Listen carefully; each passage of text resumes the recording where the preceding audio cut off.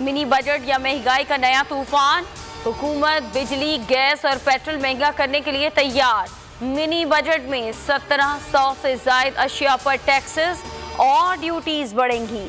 मकामी तैयार करदा अशिया पर सेल्स टैक्स 12% से बढ़ाकर 17% किए जाने का इम्कान।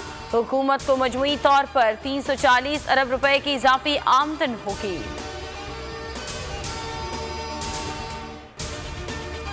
हुकूमत की मिनी बजट पास कराने की तैयारी। वजीर आजम इमरान खान ने इत्तेहादियों की बैठक बुला ली। MQM, काफ लीग और BAP के रहनुमाओं से मिलेंगे। PTI पार्लिमानी रहनुमाओं से भी मुलाकात होगी। मिनी बजट पर एतमाद नहीं लिया जाएगा। MQM का कहना है कि बजट पर मशवरा तक नहीं किया गया। विफाकी काबिनेट से मंजूरी के बाद मिनी बजट आज कौमी असम्बली में पेश किया जाएगा। इक्तिसादी और सियासी इस्तेहकाम बराह रास्त कौमी सलामती में शामिल होता है। PTI का दौरे मईशत को खराब करने और नाकिस गवर्नेंस के लिहाज से बदतरीन रहा। शहबाज शरीफ की ट्वीट में तनकीद, लिखा कि शहरी अपने मुस्तकबिल के बारे में इतने नाउमीद पहले कभी नहीं थे। मुत्तहिदा अपोजिशन का ऐवान में मिनी बजट की शदीद मुखालिफत का ऐलान।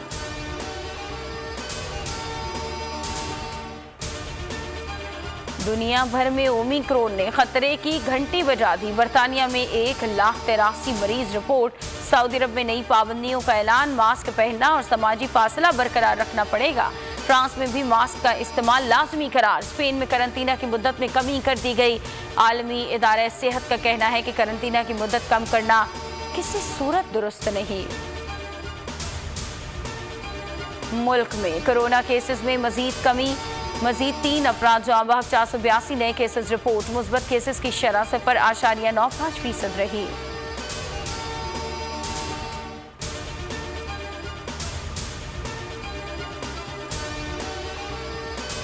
कराची में जमीनों की बंदर बांट पर तहकीकाती इदारे हरकत में आ गए।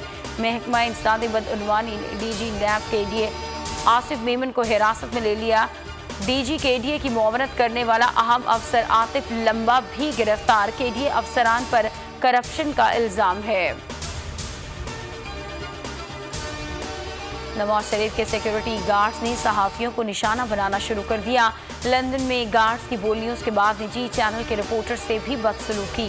सहाफी के नवाज शरीफ से बात करने और वीडियो बनाने से रोक दिया।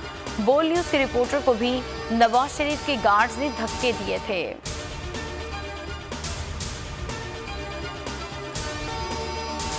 और अंडर 19 एशिया कप क्रिकेट आज होने वाले सेमीफाइनल्स में पाकिस्तान का मुकाबला श्रीलंका से होगा। बांग्लादेश और भारत की टीमें मद्दे मुकाबला आएंगी। सब्सक्राइब करें और बेल दबाएं ताकि कोई खबर रह न जाए।